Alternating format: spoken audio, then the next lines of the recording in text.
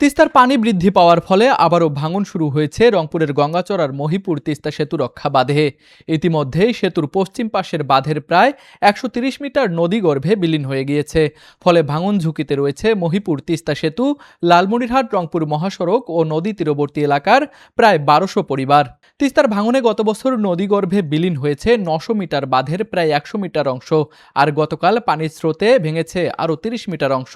স্থানীয়দের অভিযোগ, সংশ্লিষ্ট কর্তৃপক্ষের কার্যকরী পদক্ষেপের অভাবে বাঁধটি ভাঙনে ক্ষতির পরিমাণ দীর্ঘ হচ্ছে। ঘর বড় হয়েছে, কি করে খাবো কোনো বুদ্ধি নাই। নদীর কাজও সরকার দেয় না। আমার বর্তমান মরণ ছাড়া কোনো নাই। আমার নদী জমা জমি যেখানে অর্থ সব নদী বিলীন হয়ে গেছে। সরকার যদি নদী খননের কাজটা নিলে কিছু জমি কিছু জমি বাঁচিলে সেটাতে নারী সারি ভিন্ন হয়।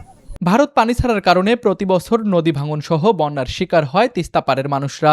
তাই এই সমস্যার স্থায়ী সমাধান চেয়েছে স্থানীয়রা। এই রাস্তার বাপ মাও কেউ নেই, কোনো সরকার ধার ধারে নেই রাস্তাটা।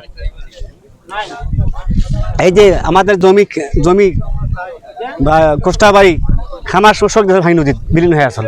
উজানের ঢল এলেই ঝুঁকিতে পড়ে তিস্তা পাড়ের মানুষ, বিধ্বস্ত হয় রাস্তা, বাঁধ সহ সমস্ত অবকাঠামো। তাই নদী ও নদী পাড়ের মানুষদের রক্ষায় দাবি উঠেছে দ্রুত তিস্তা মহাপরিকল্পনা বাস্তবায়নের। তুষার আচার্য, ডেস্ক রিপোর্ট, RCTV।